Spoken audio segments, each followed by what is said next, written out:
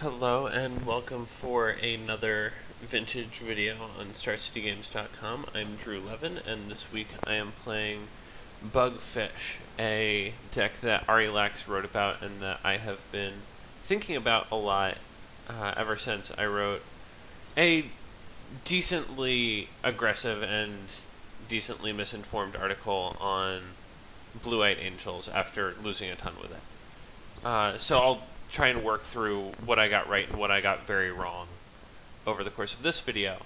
But for starters, this is our deck. We are a bug deck without mana drains, without Tinker, without Time Vault or Voltaic Key.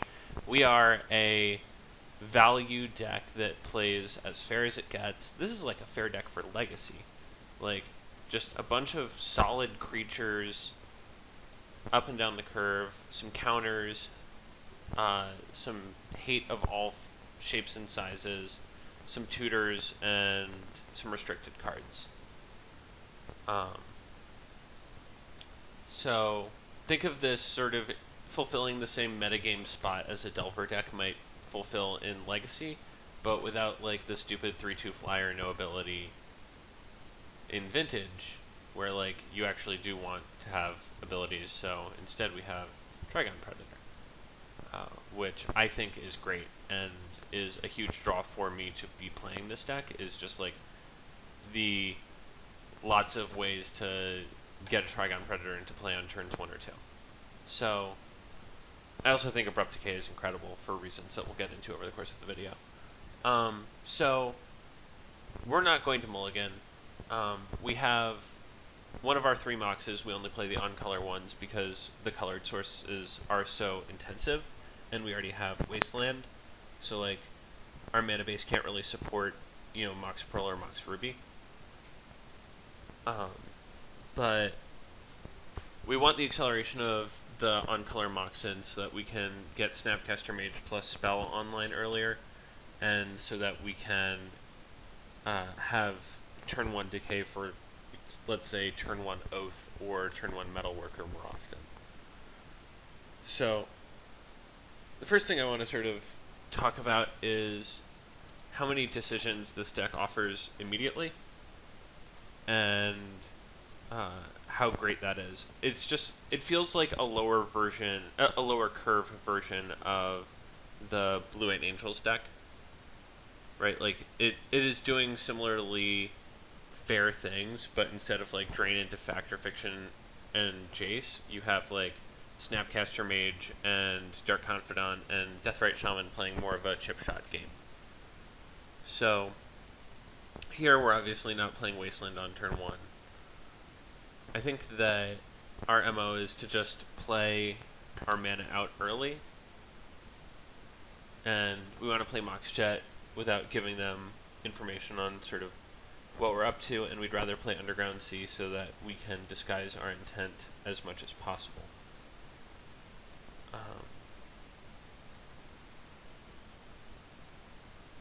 I'm not really worried about having Abrupt Decay available, but given the option, I think that it might have just been correct to hold Decay up. So pretty sure you just force recall every time here, and so they force back pitching Talrand. I guess we may as well take this opportunity to Vampiric Tutor for our own recall, and hope that they don't draw Mental Misstep.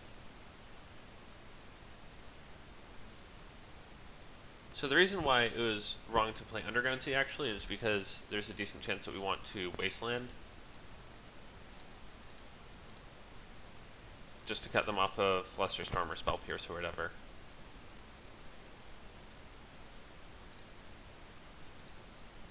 So we're going to pass, empty their mana pool.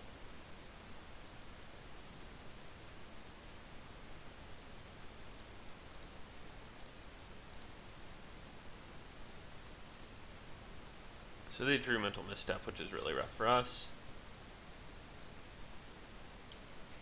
But them mulliganing and being on the play means that this is like, their recall sort of brought them back to parity, and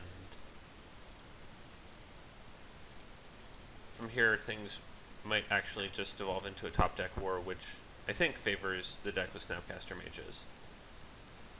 So we get to Abrupt Decay this Young Pyromancer without a huge loss in resources.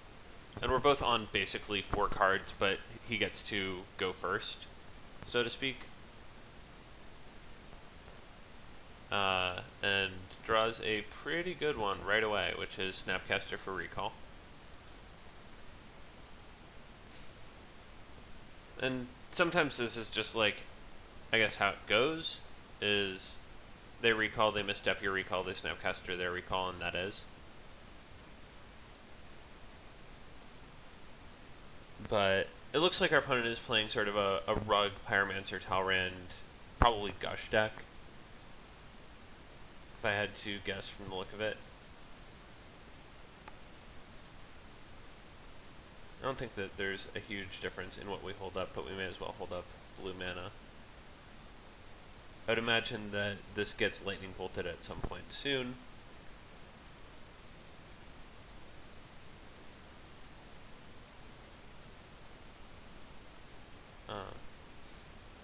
If you're playing Snapcaster and Pyromancer, you may as well be playing Lightning Bolt.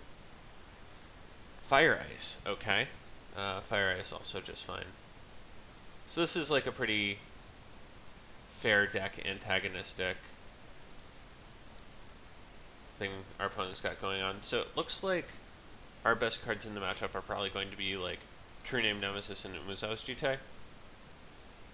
Our worst cards probably going to be Force of Will and Flusterstorm. Like, the spells being sort of able to cancel each other out, this is going to be about top deck wars more often than not, and having soft counters is the worst in top deck wars. Also, they are able to create a lot of board presence, so we want to be able to contain that. I don't think we want to play... we might as well play Null Rod. Like, we're gonna sideboard this out anyway. I doubt that our opponent has anything beyond On-Color Moxen. But yeah, expectation is that we just get beat down by our opponent's board. Okay. I'm trying to think if we have outs here. We have True Name Nemesis. We do not have a second blue mana.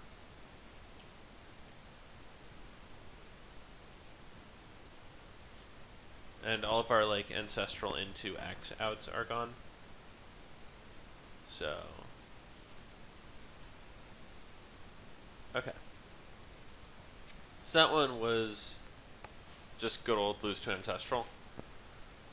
For sideboarding, we have Nemesis plus Jet as a way to break up their board. We have Dismember as additional ways to interact with their creatures.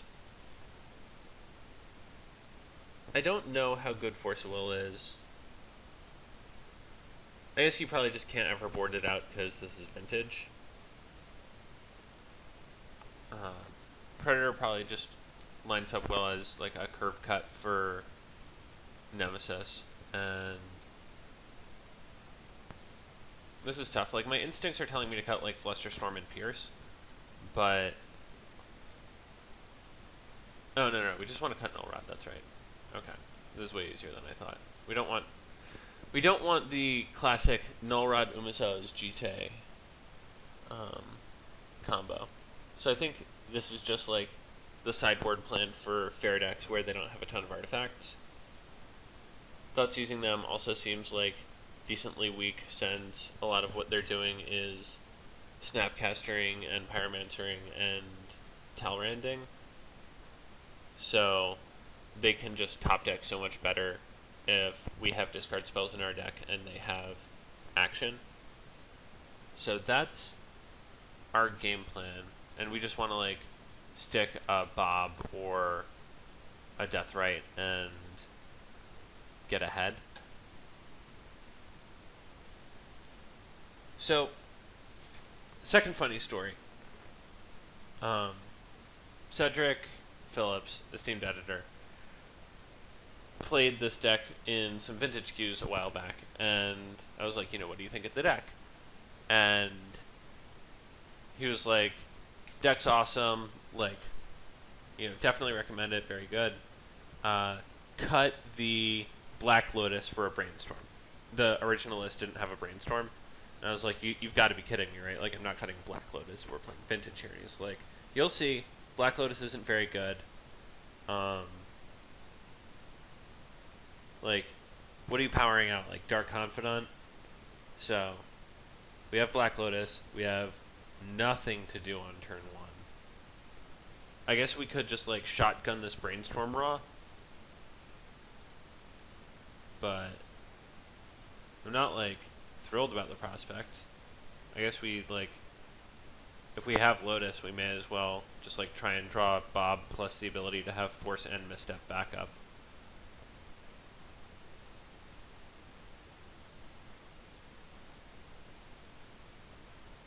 So we put back some lands. Pretty happy drawing some Wastelands here.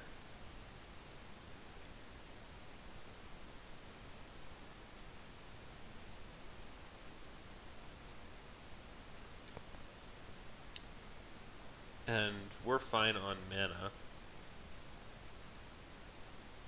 I'm also not really interested in, like, pitching a Lotus to our Force of Will, so to speak. And I'm super happy letting him Time Walk here. Like, this is an Explore, except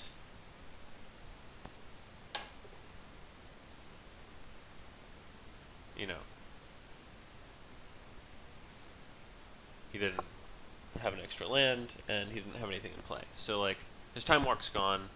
We still have all of our counters, and we definitely want black. I think we want double blue because we have True Name, and that's, like, a pretty important part of our game plan. He didn't play another land, so we're pretty happy wastelanding him here, although I should have done that upkeep.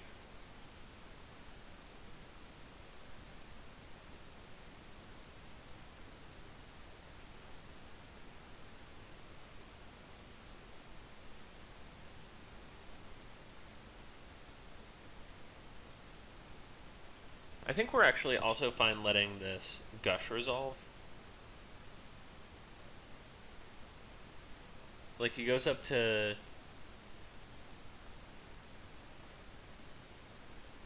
8 cards, goes up to 10, and probably has to discard at least one of them.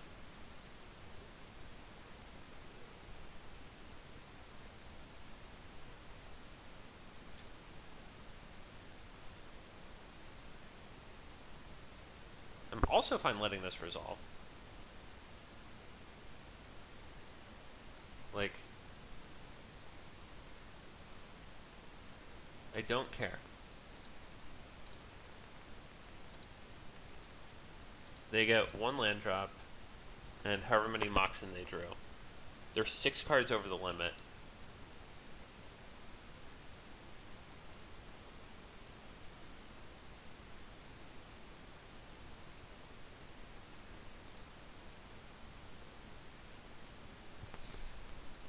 Yeah, like, this is great for us.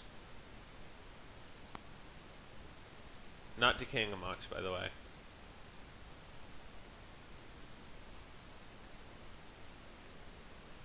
So yeah, the end result was that they also just, like, drew 3, discarded 3.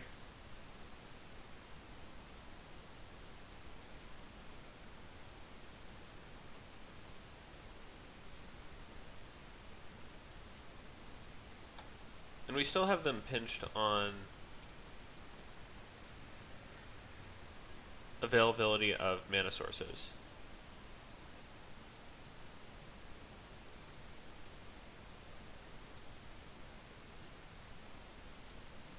I'm fine casting Lotus here. The debate is like whether or not to time walk. And I think I'd rather hold it for like when we have a threat and we can immediately gain value off of, say, casting a True Name Nemesis.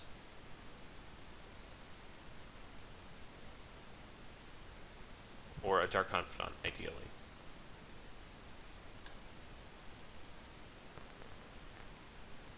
But I'm not really interested in just, like, cycling this thing.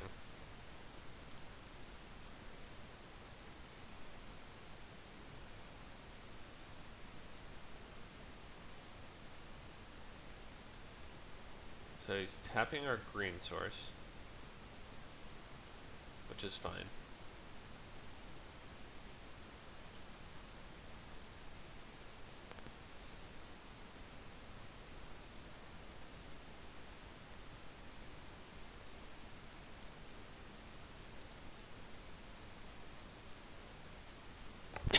Excuse me. And so now we get to cast Deathrite.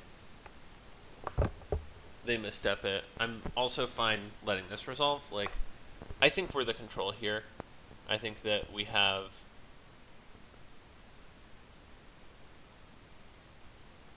more ways to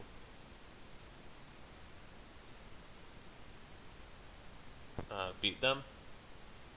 Like, given where the game is, I would rather like have the cards in our deck than have his position and the cards in his deck.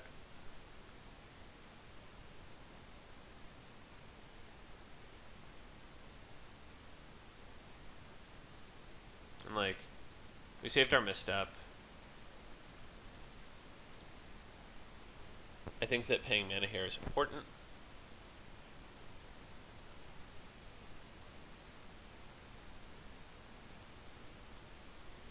And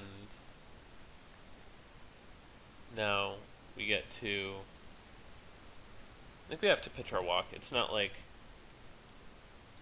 that good in this spot, and I don't think it will ever actually be that good.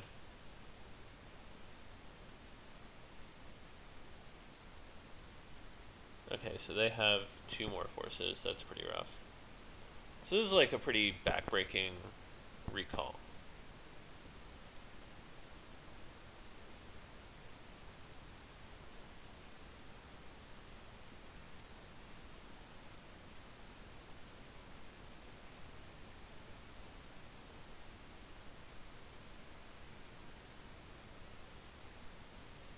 Opponent has Fast Bond and hopefully not Gush.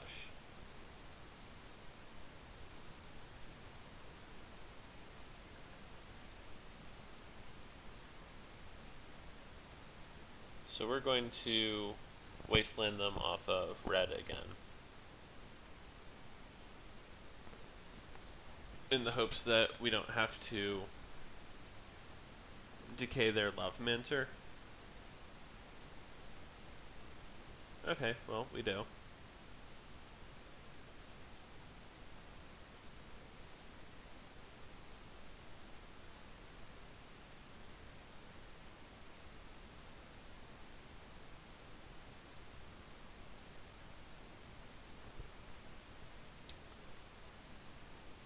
But yeah, I'm pretty happy with having kept forces in.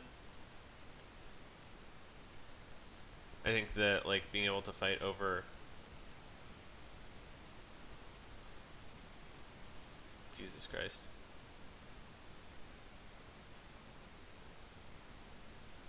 Well then.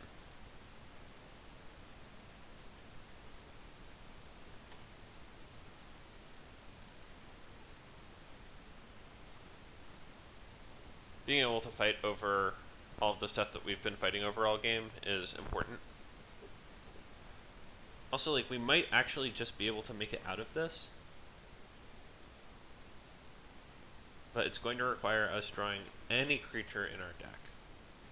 Literally any at all. We're in a top deck where we're somehow, like... Our deck is just, like, so much more filled with good cards than their deck.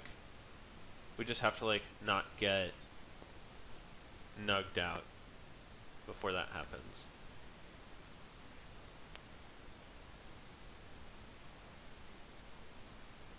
That's a pretty good card for them to draw. So, like, in the context of this sort of deck being good, I can understand... That's a good draw.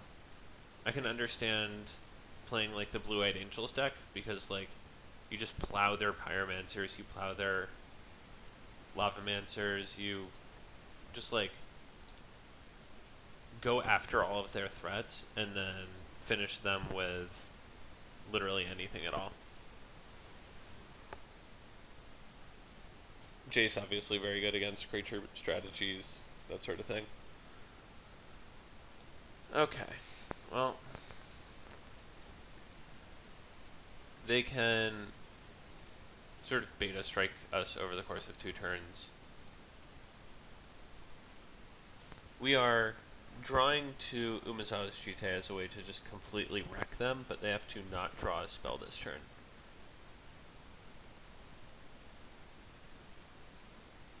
Them drawing Gush would be the worst possible thing. That is the worst possible thing.